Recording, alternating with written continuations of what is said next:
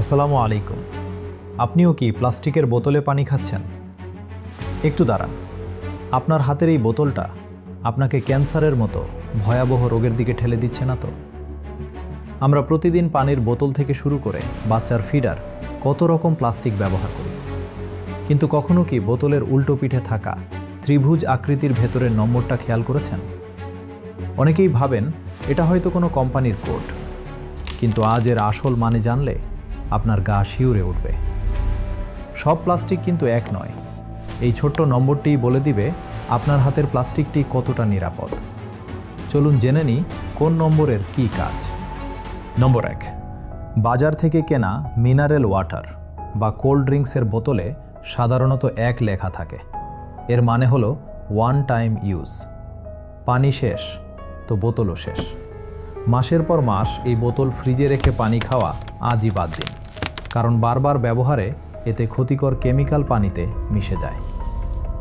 নম্বর 2 এবং 3, shampoo, toilet cleaner বা রান্নার তেলের বোতলে এগুলো থাকে। এগুলো ভুলেও পানি বা খাবার রাখার কাজে দ্বিতীয়বার ব্যবহার করবেন না। নম্বর 4 এবং 5, এর মধ্যে 5 নম্বর হলো আপনার জন্য সবচেয়ে নিরাপদ প্লাস্টিক।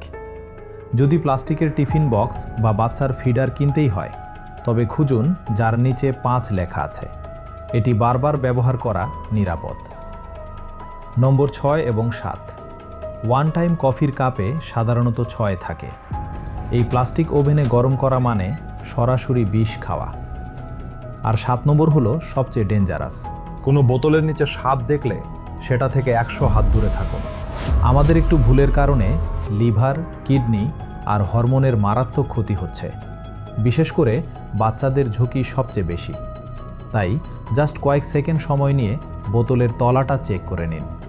আপনার এই ছোট্ট সচেতনতা হয়তো আপনার পরিবারকে বড় কোনো অসুখ থেকে বাঁচাতে পারে।